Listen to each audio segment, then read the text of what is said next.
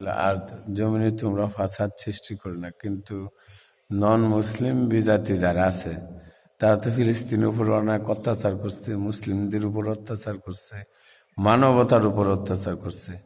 এই দুষ্টরা যাতে নিপাত যায়, গোটা বিশ্বের মানুষ এখন ক্ষিপ্ত হয়েছে, বিশেষ করে মুসলমান জাতিরা। ইসরায়েলের এখন 12টা বাজায় দেব, দেখা যাক। ঝড় তুফান হইতেছে ইসরায়েলে।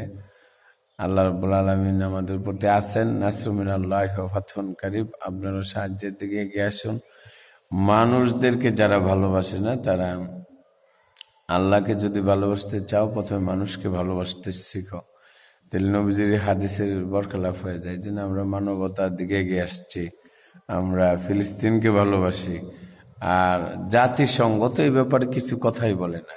কেমন জাতিসংঘ যে মানুষের প্রতি, মানুষ মানুষের জন্যে, এই জন্য সমস্ত কার্যক্রমে মানুষের সেবায় মানুষ নিয়োজিত থাকে। কিন্তু আমরা জাতিসংঘের তো কোনো ইসরায়েলের বিরুদ্ধে কোনো কথা শুনছি না। তাহলে এরকম জাতিসংঘের দরকার কি?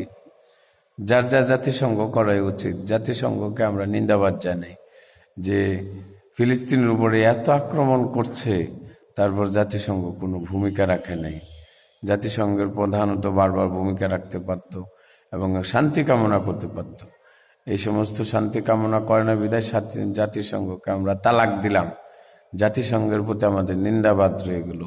বিশ্ব শান্তির জন্য ওআইসি জাতিসংঘ দরকার ছিল, কিন্তু বিশ্ব শান্তি তো তারা প্রতিষ্ঠা করে না এবং প্রতিষ্ঠার জন্য চেষ্টাও করে না।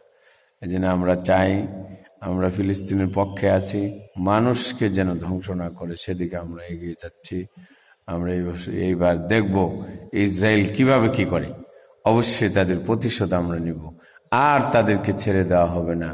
গোটা বিশ্বের মুসলিম এক হও, ইসরায়েলকে 12টা বাজিয়ে দাও, ইসরায়েলকে নিষ্পেষিত করে বিশ্বের জমিনের, বিশ্বের মানচিত্র থেকে ইসরায়েলকে আমরা মুছে দিতে চাই। ইনশাল্লাহ মুছেই দিব, ইনশাল্লাহ ইনশাল্লাহ ইনশাল্লাহ।